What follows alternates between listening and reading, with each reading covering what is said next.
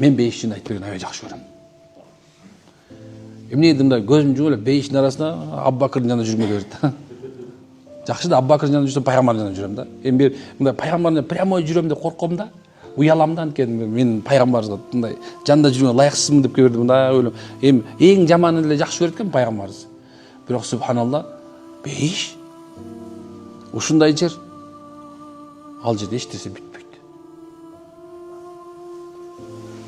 Кечке тамак жей бересиң субханалла. Ажаткананын кереги жок да. Ал жердин мөмөлөрү ушундай даамдуу бир чиштегенде 70 түрлүү даам берет. Адамдар ал жерден курсагы тойгузуш үчүн эмес да, рахат алыш үчүн жашайт.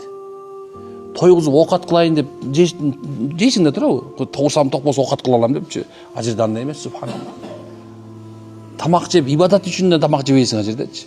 Анткени ал жерде субхана Алланын райымы, мээрими төгүлүп турган сен адамдар ал жерден субханалла жейт, рахат эле ала берет. Рахат эле 100% ала берет субханалла. Бирок биз азыр бул дүйнө мисалы чөнтөгүндө бир $10,000 болуп калса эле мынандай ары карап басып, бери басып, мага жеткен барбы деп калат го элечи. Мен дайым эң эле коркконым субханалла тез байыган адам, анан жаңы байыган адамдан корком да. Анткени субханалла тез байыган, жаңы байыган адам опасный да. Опасный субханалла. Керек болсо ошон үчүн өлтүрүп коюшу мүмкүн да. Ошон үчүн эмне экен?